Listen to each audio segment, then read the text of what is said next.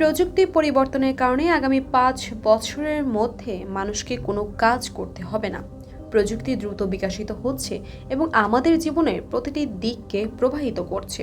এর ফলে অনেক কাজ স্বয়ংক্রিয় হচ্ছে, যা আগে মানুষ করে থাকতো।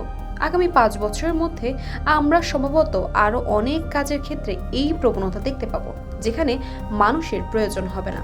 কিছু উদাহরণ আছে: ডেটা এন্ট্রি, কৃত্রিম বুদ্ধিমত্তা, এআই ডেটা এন্ট্রি কাজের জন্য ক্রমবর্ধমানভাবে ব্যবহৃত হচ্ছে।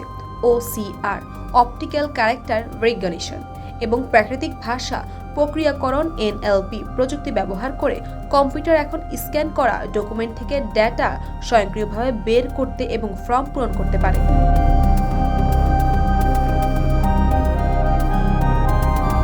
চ্যাটবট এবং ভার্চুয়াল সহকারীরা ইতিমধ্যে অনেক গ্রাহক পরিষেবা কাজ পরিচালনা করছে। আগামী বছরগুলোতে এই প্রযুক্তি আরও উন্নত হয়ে উঠবে এবং আরও জটিল প্রশ্নের উত্তর দিতে এবং সমস্যা সমাধান করতে সক্ষম হবে।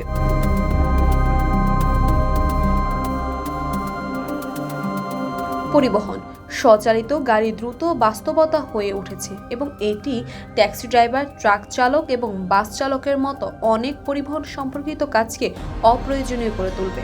উৎপাদন, রোবোটিক্স ইতিমধ্যে উৎপাদন ক্ষেত্রে ব্যাপকভাবে ব্যবহৃত হচ্ছে এবং এই প্রবণতা আগামী বছরগুলোতে চলতে থাকবে। যেমন রোবট আরও পরিশীলিত হয়ে উঠবে, যা বর্তমানে মানুষ করে থাকে।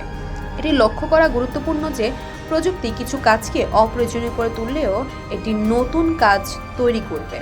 আমাদের এই নতুন কাজের জন্য প্রযুক্তি থাকতে হবে এবং প্রয়োজনে আমাদের দক্ষতা শিখতে এবং পুনরায় প্রশিক্ষণ নিতে হবে। কিছু সম্ভাব্য নতুন কাজের মধ্যে রয়েছে এআই প্রশিক্ষণ। এআই সিস্টেমগুলিকে প্রশিক্ষণ এবং উন্নত করতে প্রয়োজন হবে দক্ষ মানুষের। রোবোটিক্স প্রকৌশলী, রোবট ডিজাইন, নির্মাণ ও রক্ষণাবেক্ষণ করতে প্রয়োজন হবে দক্ষ প্রকৌশলী। ডেটা বিজ্ঞানী, ডেটা থেকে অন্তর্দৃষ্টি আঁকতে এবং এআই সিস্টেমগুলোকে উন্নত করতে প্রয়োজন হবে ডেটা বিজ্ঞানী। মানুষ এবং এআই সিস্টেমের মধ্যে মিশ্রণ মিথস্ক্রিয়া নিশ্চিত করতে প্রয়োজন হবে নকশাকারী।